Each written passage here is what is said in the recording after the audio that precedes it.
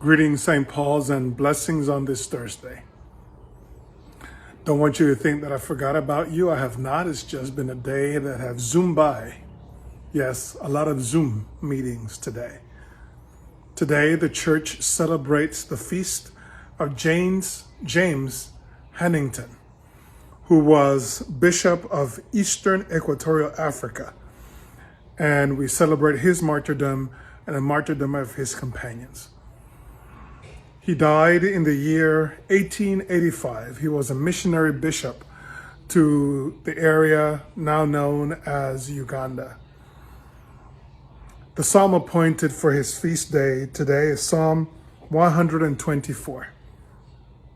If the Lord had not been on our side, let Israel now say, if the Lord had not been on our side when our enemies rose up against us, then would they have swallowed us up alive and their fierce anger towards us. And it goes on. I commend its reading to you. So as we celebrate James Hannington today, I think about missionaries. And particularly in my head are the missionaries to Africa. It seems weird, I guess, for a Christian leader to doubt the legitimacy of missionary work. But I wonder, in my heart and my brain, what tactics were the missionaries using to try to convert the people in the places where they were going? I hope and pray that they were speaking the truth of God in a way that spoke to their heart, and allowing those who they met and preached to decide whether or not they wanted to convert to Christianity. You see, Jesus sent out his disciples saying, go and make disciples of all nations, baptizing them and teaching them. Nowhere does Jesus say, force them to believe you or else. The whole idea is that when you hear the word of salvation and inwardly digest it, God would transform you. There is no need for human beings to mistreat you, to torture you, or to do any kind of harm to you for you to receive Jesus.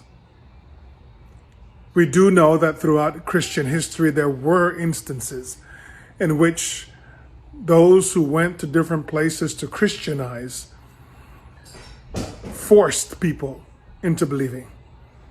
And when they wouldn't, they put them to death. I pray that the saint that we celebrate today was not one of those.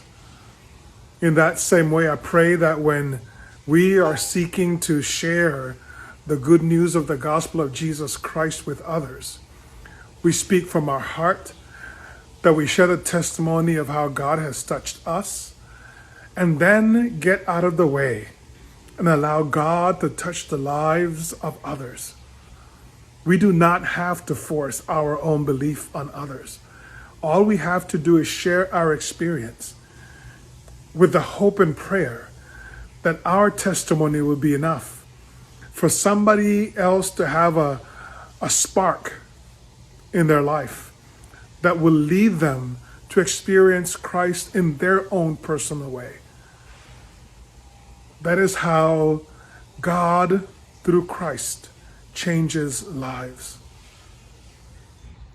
Jesus didn't force his disciples to follow him. When he saw those brothers at the shore at the Sea of Galilee and he said, follow me, and I will make you fish for people, they just simply followed.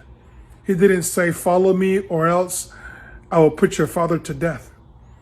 Follow me or else you will never again catch a fish. He just said, follow me and I will make you fish for people. Share your experience of being a fisher for people with others and let them, in turn, by their own experience, want to follow as well. Blessings to you, St. Paul's, and may God's Holy Spirit continue to be with you, to give you strength and courage to meet the challenge of the days to come.